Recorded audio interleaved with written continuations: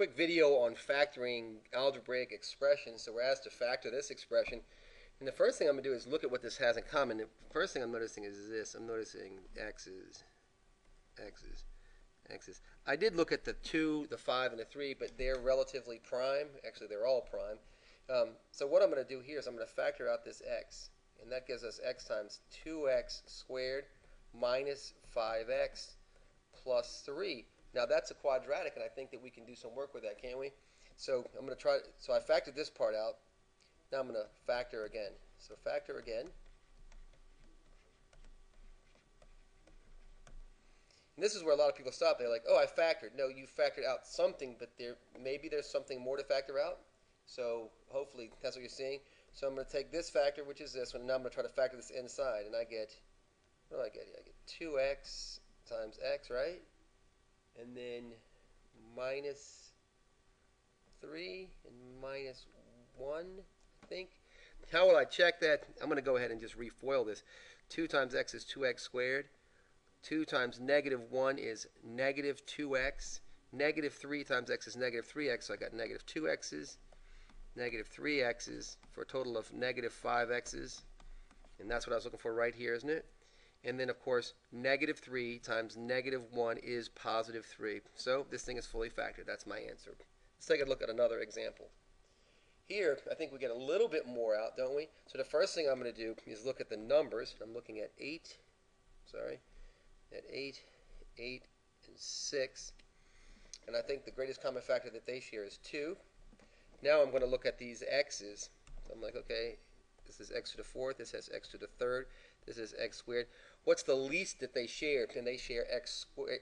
They all share at least x squared, so I'll factor out x squared. Now I'm going to do the same thing I did before. 2x squared times 4x squared. 2 times 4 is 8. X squared times x squared is x to the 4th. So, right?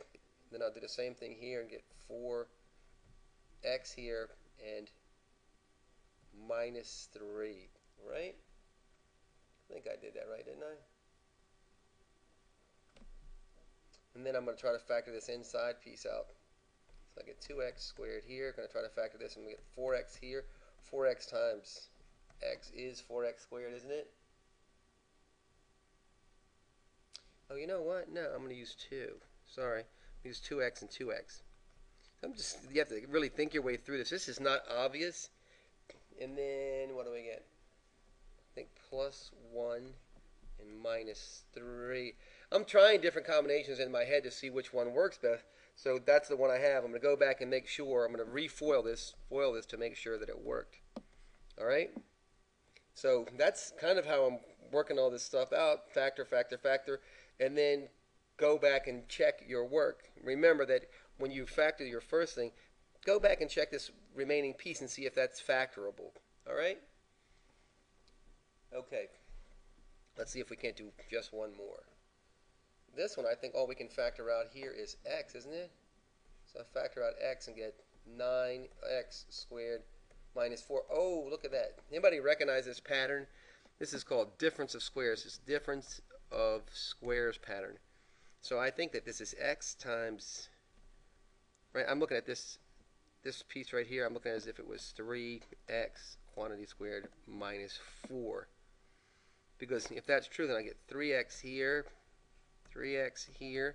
and get, what's the square root of 4 is 2, so negative 2, positive 2. If this is confusing you at all how I'm doing this, please look up difference of squares technique on my video manager, and you'll find it. I did a lot of videos on it because it's a really important pattern to recognize.